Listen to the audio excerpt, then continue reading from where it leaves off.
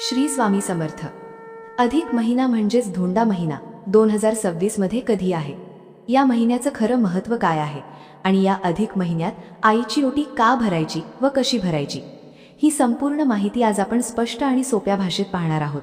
अनेकांना या महिन्याबद्दल अर्धवट माहिती असते, त्यामुळे काही गोष्टी योग्य पद्धतीने केल्या जात नाहीत। पण या महिन्यात जर योग्य रीतीने उपासना, दान आणि परंपरा पाळल्या तर त्याचा फायदा नक्कीच आयुष्यात दिसून येतो। ही माहिती तुम्हाला कुठेही सहज मिळणार नाही, त्यामुळे हा व्हिडिओ शेवटपर्यंत नक्की पहा। नमस्कार प्रिय बंधू भगिनींनो, तुमचा येणारा प्रत्येक दिवस सुखात, ऐश्वर्यात आणि निरोगी जाओ। तसेच येणाऱ्या 24 तासात तुमची एखादी मोठी इच्छा पूर्ण होवो, अशी मी स्वामींच्या पवित्र चरणी मनापासून प्रार्थना करते। मंडळी, 2026 या वर्षामध्ये एक विशेष असा अधिक महिना येत आहे, ज्याला आपण धोंडा महिना किंवा पुरुषोत्तम महिना असे म्हणतो। आपल्या हिंदू धर्मामध्ये प्रत्येक महिना, प्रत्येक तिथी आणि प्रत्येक सण याला एक वेगळं महत्त्व दिलं गेलं आहे। त्यामध्ये अधिक मास हा खूपच पवित्र आणि महत्त्वाचा मानला जातो। हा अधिक महिना दरवर्षी येत नाही, साधारणपणे दर 3 वर्षांनी एकदा हा महिना येतो। कारण आपलं पंचांग हे चंद्र आणि सूर्य या दोन्ही गणनेवर आधारित आहे। चंद्रवर्ष हे साधारण 354 दिवसांचं असतं, तर सौर वर्ष 365 दिवसांचं असतं। या दोन्हीमध्ये जवळपास 11 दिवसांचा फरक पडतो। हा फरक भरून काढण्यासाठी दर 3 वर्षांनी एक अतिरिक्त महिना जोडला जातो आणि तोच हा अधिक मास। म्हणजे ज्या वर्षी अधिक मास येतो त्या वर्षी 12 महिने नसून 13 महिने असतात, त्यामुळे हा महिना विशेष मानला जातो। 2026 मध्ये अधिक मास हा 17 मे पासून सुरू होणार आहे आणि 15 जून पर्यंत चालणार आहे। या पूर्ण कालावधीत हा महिना अत्यंत पवित्र मानला जातो। या अधिक महिन्याला धोंडा महिना असंही म्हणतात। धोंडा म्हणजे दगड। पूर्वीच्या काळात या महिन्यात कोणतीही शुभकार्य केली जात नव्हती, त्यामुळे हा महिना निरुपयोगी मानला जात होता। पण नंतर भगवान श्रीहरी विष्णूंनी या महिन्याला आपलं नाव दिलं आणि तो पुरुषोत्तम मास म्हणून ओळखला जाऊ लागला। त्यामुळे या महिन्याचं महत्त्व खूप वाढलं। हा महिना पूर्णपणे भगवान विष्णूंना समर्पित आहे, त्यामुळे या काळात जास्तीत जास्त विष्णूंची उपासना, जप, व्रत आणि धार्मिक कार्य केल्यास त्याचं फळ अनेक पटीनं मिळतं असं शास्त्र सांगतं। या महिन्यात केलेली प्रत्येक चांगली गोष्ट ही पुण्य देणारी असते। या काळात ओम नमो भगवते वासुदेवाय या मंत्राचा जप करणे खूप लाभदायक मानले जाते। तसेच विष्णू सहस्त्रनामाचे पठण, भगवद्गीतेचं वाचन किंवा रामायण वाचन करणे देखील अत्यंत शुभ मानले जाते। शक्य असेल तर रोज सकाळी आणि संध्याकाळी देवासमोर दिवा लावावा आणि मनापासून प्रार्थना करावी। अधिक महिन्यात दानधर्माला खूप महत्त्व दिलं गेलं आहे। आपल्या क्षमतेनुसार अन्नदान, वस्त्रदान किंवा 33 वस्तूंचं दान केल्याने पुण्य मिळतं। काही जण या महिन्यात गरजू लोकांना मदत करतात, जे खूप चांगलं मानलं जातं। तसंच या महिन्यात तीर्थक्षेत्रांना भेट देणे किंवा पवित्र नदीत स्नान करणे देखील शुभ मानले जाते, कारण या काळात केल्या जाणाऱ्या प्रत्येक धार्मिक कृतीचा परिणाम जास्त प्रभावी असतो। पण मंडळी, हा महिना जितका पवित्र आहे तितकाच काही गोष्टींसाठी नियमबद्ध देखील आहे। म्हणजे काही कामं अशी आहेत जी या महिन्यात टाळायची असतात, कारण हा महिना आध्यात्मिक साधनेसाठी आहे, नवीन सुरुवातींसाठी नाही। जसं की या महिन्यात विवाह, नामकरण, गृहप्रवेश, भूमिपूजन यासारखी शुभकार्य टाळावीत असं सांगितलं जातं, कारण हा महिना निष्क्रिय नसून आध्यात्मिक कार्यांसाठी राखीव मानला जातो। आता या सगळ्यात एक अत्यंत महत्त्वाची परंपरा आहे जी अनेक घरांमध्ये पाळली जाते, आणि ती म्हणजे आईची ओटी भरणे। या अधिक महिन्यात मुलीने आईची ओटी का भरावी, त्यामागचं खरं कारण काय आहे आणि ती नेमकी कशी भरायची, ही सगळी माहिती आता आपण सविस्तर पाहणार आहोत। मंडळी, अधिक महिन्यात जी सर्वात महत्त्वाची आणि भावपूर्ण परंपरा सांगितली जाते ती म्हणजे आईची ओटी भरणे। ही फक्त एक साधी प्रथा नाही, तर तिच्या मागे खूप मोठं धार्मिक आणि भावनिक महत्त्व दडलेलं आहे। आपल्या आयुष्यात आईचं स्थान किती मोठं आहे हे वेगळं सांगण्याची गरज नाही। जन्मापासून आपल्यासाठी सतत कष्ट करणारी, आपल्यासाठी स्वतःच्या इच्छा बाजूला ठेवणारी, आपल्याला प्रेम, संस्कार आणि आधार देणारी व्यक्ती म्हणजे आई। पण आपण रोजच्या आयुष्यात तिच्यासाठी काही विशेष करतो का, हा प्रश्न प्रत्येकाने स्वतःला विचारायला हवा। अधिक महिना हा कृतज्ञता व्यक्त करण्याचा महिना मानला जातो, आणि म्हणूनच या महिन्यात मुलीने आपल्या आईची ओटी भरून तिच्याबद्दल आदर, प्रेम आणि ऋण व्यक्त करायचं असतं। शास्त्रानुसार असं मानलं जातं की या महिन्यात आईला दिलेलं दान, सेवा आणि सन्मान हा थेट भगवानांपर्यंत पोहोचतो। आईची ओटी भरण्यामागचा मुख्य उद्देश म्हणजे आईला दीर्घ आयुष्य लाभो, ती सदैव निरोगी राहो आणि पुढील जन्मातही आपल्याला हीच आई मिळो, अशी मनापासून प्रार्थना करणे। ही भावना जितकी शुद्ध तितकं त्याचं फळही मोठं मिळतं असं सांगितलं जातं। आता अनेक महिलांना एक प्रश्न पडतो की आईची ओटी कोण भरू शकते, तर याचं उत्तर अगदी स्पष्ट आहे. विवाहित मुलगी असो किंवा अविवाहित मुलगी, दोघींनाही या अधिक महिन्यात आईची ओटी भरता येते. यात कोणताही भेदभाव नाही. मुख्य गोष्ट म्हणजे भावना आणि श्रद्धा. आता ओटी कधी भरावी हे पाहूया. अधिक महिना सुरू झाल्यापासून ते संपेपर्यंत तुम्ही कोणत्याही दिवशी आईची ओटी भरू शकता. पण शक्य असेल तर मंगळवार किंवा शुक्रवार या दिवशी ओटी भरणे अधिक शुभ मानले जाते. कारण हे दिवस देवीच्या पूजेसाठी विशेष मानले जातात. आणि आपली आई ही देखील देवीसारखीच असते. जर त्या दिवशी शक्य नसेल तर आठवड्यातील कोणताही दिवस निवडून तुम्ही ही ओटी भरू शकता. महत्त्वाचं म्हणजे वेळ नाही तर भावना महत्त्वाची आहे. आता ओटी भरण्यासाठी लागणाऱ्या वस्तूंबद्दल जाणून घेऊया. पारंपरिक पद्धतीने ओटी भरताना तांदूळ, खण, नारळ, ब्लाउज पीस, सुकामेवा तसेच सौभाग्याच्या वस्तू जसे की हळद कुंकू, हिरव्या बांगड्या, कंगवा या गोष्टी घेतल्या जातात. यासोबतच काही गोड पदार्थ देखील घेतले जातात. अधिक महिन्यात खास करून अनारसे यांना खूप महत्त्व दिलं जातं.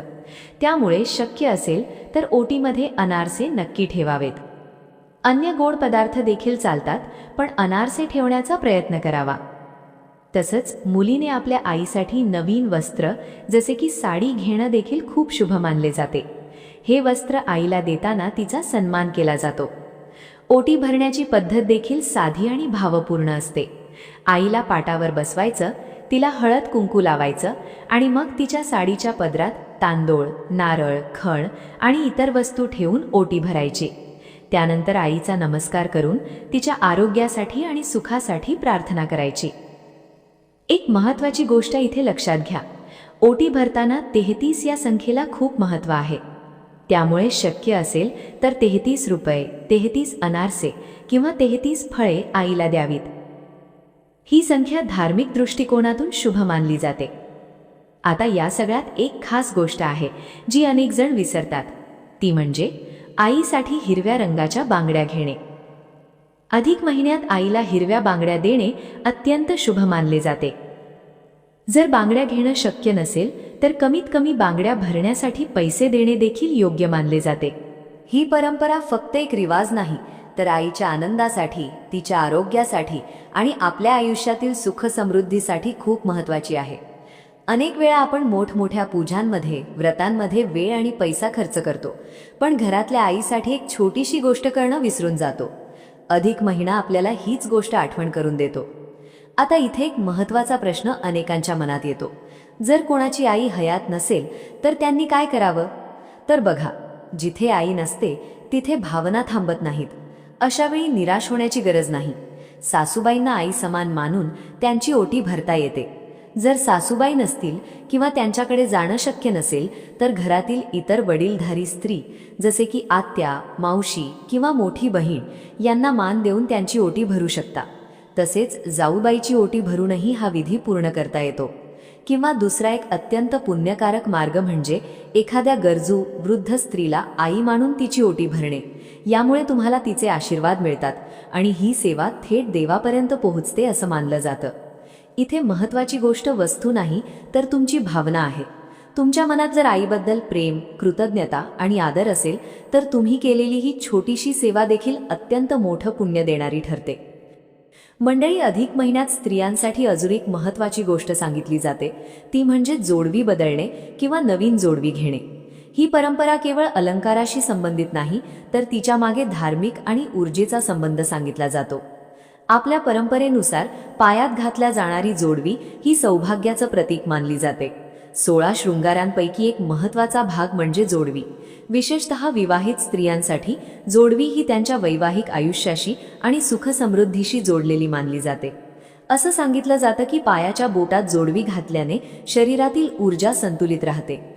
तसेच पती-पत्नीच्या नात्यामध्ये स्थिरता आणि सौहार्द टिकून राहतं.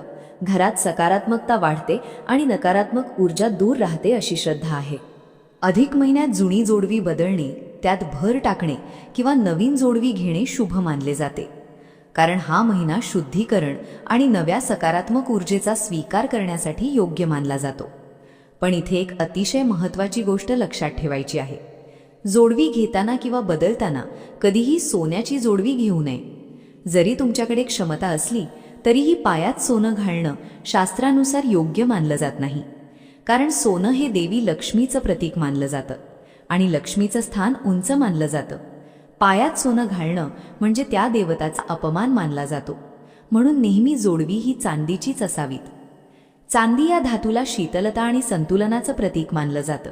पायात चांदीची जोडवी घातल्याने शरीरातील उष्णता नियंत्रित राहते, मन शांत राहतं आणि ऊर्जा योग्य पद्धतीने वाहते, असं पारंपरिक मत आहे.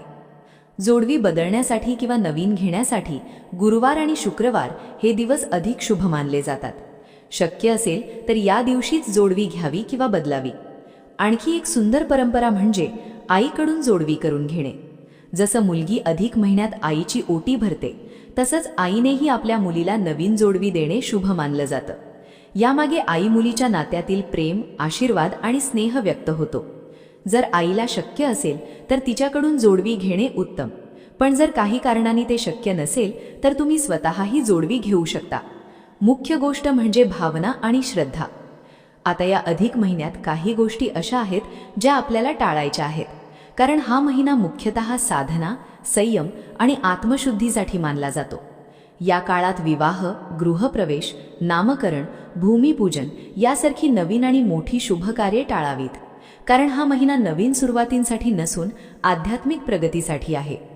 तसंच या महिन्यात शक्यतो मांसाहार, मद्यपान, कांदा, लसूण आणि शिळं अन्न टाळावं. जास्तीत जास्त सात्विक आहार घ्यावा, कारण जेवणाचा थेट परिणाम आपल्या मनावर आणि विचारांवर होतो. वाणीवर नियंत्रण ठेवणं देखील खूप महत्त्वाचं आहे. या काळात कोणाशीही वाद घालू नका, खोटं बोलू नका, अपशब्द वापरू नका. शांत, संयमी आणि मधुर भाषा वापरणं आवश्यक आहे. या महिन्यात तुळशीची पूजा करणे विशेष शुभ मानले जाते, कारण तुळस ही भगवान विष्णूंना अत्यंत प्रिय आहे.